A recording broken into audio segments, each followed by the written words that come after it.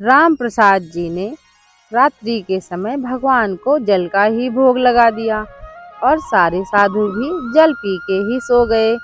प्रभु की ऐसी परीक्षा थी कि रात्रि में भी जल का ही भोग लगा और सारे साधु भी जल पीकर भूखे ही सो गए। जय श्री कृष्णा प्यारे भक्तों, राधे राधे। कैसे हैं आप सब? कान्हा जी की कृपा से आप सब अच्छे होंगे। तो भक्तों, कई सारी वीडियो में हमने श्री कृष्ण और बांके बिहारी जी, लड्डू गोपाल जी की सत्य घटनाओं के बारे में जाना और सुना। तो भक्तों, उन्हीं सत्य घटनाओं से जुड़ी हुई ये घटना भी है। ये घटना प्रभु श्री राम जी की है।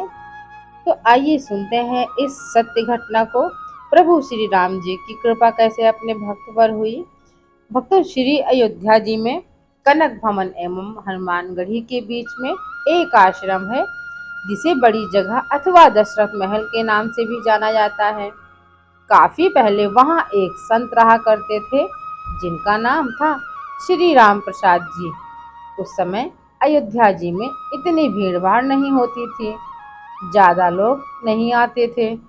श्री राम प्रसाद जी ही उस समय बड़ी जगह के करता धरता थे।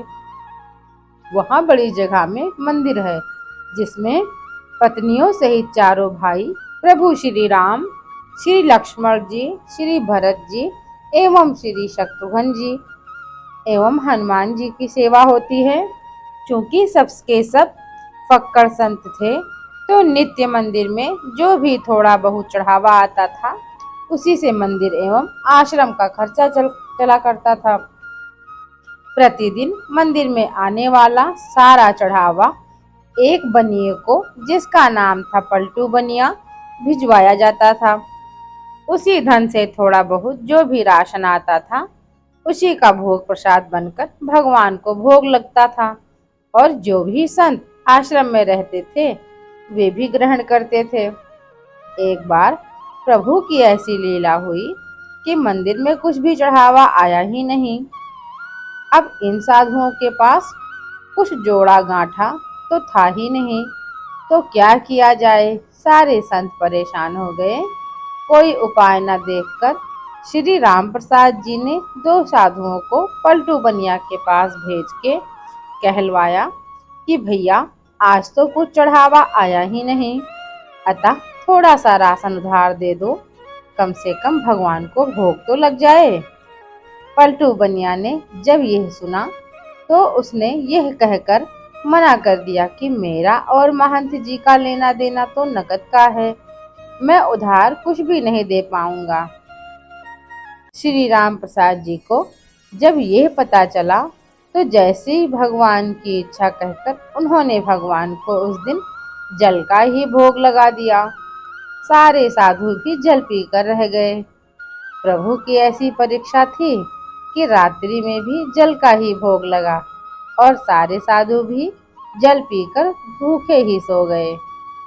वहां मंदिर में नियम था कि शयन कराते समय भगवान को एक बड़ा सुंदर पीताम्बर ओढ़ाया जाता था तथा शयन आरती के बाद श्री राम प्रसाद जी नित्य करीब 1 घंटा बैठकर भगवान को भजन सुनाते थे।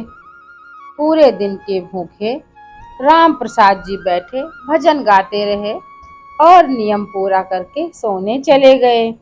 धीरे धीरे करके रात बीतने लगी। करीब आधी रात को पलटू बनिया के घर का दरवाजा किसी ने खटखटाया। वो बनिया घबरा गया कि इतनी रात को कौन आ गया।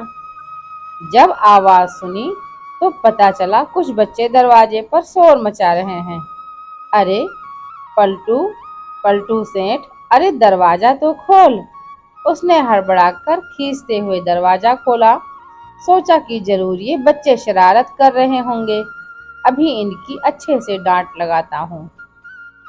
जब उसने दरवाजा खोला, तो देखता है कि 4 लड़के, जिनकी अवस्था 12 वर्ष से भी कम होगी, एक पीताम्बर ओढ़कर खड़े हैं। वे चारों लड़के एक ही पीताम्बर ओढ़े थे।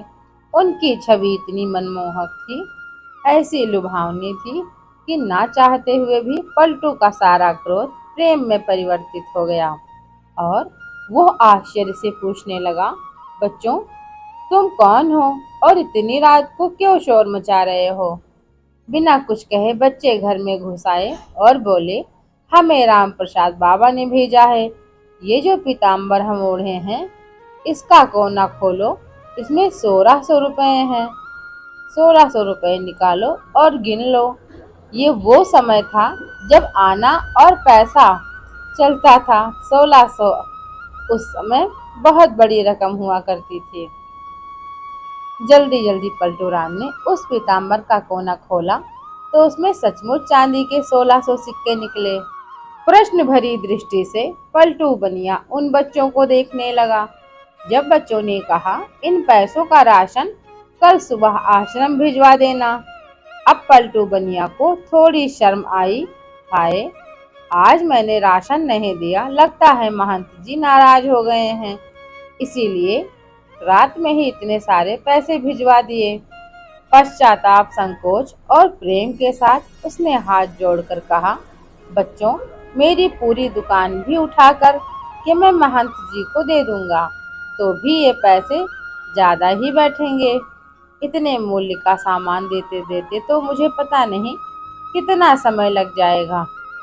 बच्चों ने कहा, ठीक है, आप एक साथ मत दीजिए, थोड़ा थोड़ा करके अब से नित्य ही सुबह सुबह आश्रम भिजवा दिया कीजिएगा।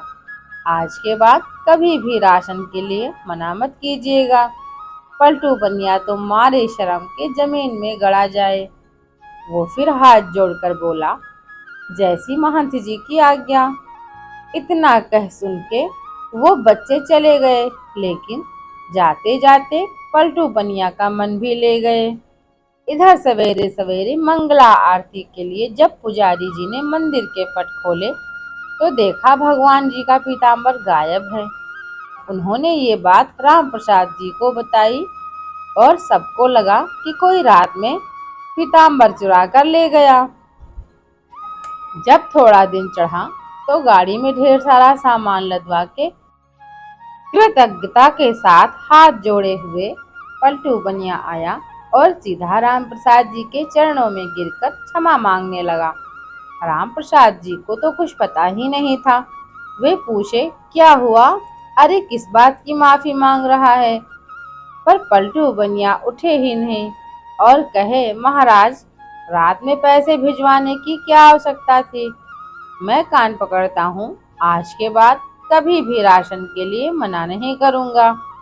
और ये रहा आपका पीताम्बर, वो बच्चे मेरे यहाँ ही छोड़ गए थे, बड़े प्यारे बच्चे थे, इतनी रात को बेचारे पैसे लेकर आ भी गए। आप बुरा ना मानो तो मैं एक बार उन बालकों को फिर से देखना चाहता हूँ। जब राम प्रसाद जी ने वो पीताम्बर देखा तो पता चला ये तो हमारे मंदिर का ही है जो गायब हो गया था। अब तो पूछें कि ये तुम्हारे पास कैसे आया? तब उस बनिया ने रात वाली बात राम प्रसाद जी को सुनाई। अब तो राम प्रसाद जी भागे भागे जल्दी से और सीधा मंदिर जाकर भगवान के पैरों में पड़कर रोने लगे कि हे भक्त वत्सल, मेरे कारण आपको आधी रात में इतना कष्ट उठाना पड़ा। और कष्ट उठाया सो उठाया, मैंने जीवन भर आपकी सेवा की, मुझे तो दर्शन ही नहीं हुआ। और इस बनिए को आधी रात में दर्शन देने पहुंच गए। जब पलटू बनिया को पूरी बात पता चली तो उसका हृदय भी धक से रह गया कि जिन्हें मैं साधारण बालक समझ बैठा वो तो त्रिभुवननाथ थे। अरे, मैं तो चरण भी न छू पाया। अब तो वे दोनों ही लोग बैठकर रोए। इसके बाद कभी भी आश्रम में राशन की कमी नहीं हुई। आज तक वहाँ संत सेवा होती जा रही है। इस घटना के बाद ही पलटू बनिया को वैराग्य हो गया और यह पलटू बनिया ही है बाद में श्री पलटू दास जी के नाम से विख्यात हुए। श्री राम प्रसाद जी की व्याकुलता उस दिन हर क्षण के साथ बढ़ती ही जाए और रात में शयन के समय जब वे भजन गाने बैठे तो मूर्छित होकर गिर गए। संसार के लिए तो वे मूर्छित थे, किंतु मूर्छावस्था में ही उन्हें पत्नियों सहित चारों भाइयों का दर्शन हुआ और उसी दर्शन में श्री जानकी जी ने उनके आंसू पोंछे तथा अपनी उंगली से इनके माथे पर बिंदी लगाई, जिसे फिर सदैव इन्होंने अपने मस्तक पर धारण करके रखा। उसी के बाद से इनके आश्रम में बिंदी वाले तिलक का प्रचलन हुआ। वास्तव में प्रभु चाहें तो ये अभाव, ये कष्ट भक्तों के जीवन में कभी ना आए, परंतु प्रभु जानबूझकर इन्हें भेजते हैं, ताकि इन लीलाओं के माध्यम से ही जो अविश्वासी जीव हैं वे सतर्क हो जाएं, उनके हृदय में भी विश्वास उत्पन्न हो सके। जैसे प्रभु ने आकर उनके कष्ट का निवारण किया, ऐसे ही प्रभु हमारा भी निवारण करो, हम पर भी अपनी कृपा दृष्टि फेरो। तो भक्तों, भक्त और भगवान की, प्रभु श्री राम जी की अपने भक्त पर ये कृपा की सत्य घटना आपको कैसी लगी, हमें कमेंट बॉक्स में जरूर बताएं। वीडियो अच्छी लगी हो तो वीडियो को लाइक करें, चैनल को सब्सक्राइब करें। मिलते हैं एक नए वीडियो में, तब तक अपना ध्यान रखें। कान्हा जी की कृपा आप सभी भक्तों पर सदैव बनी रहे। जय श्री कृष्णा, राधे राधे, जय श्री राम।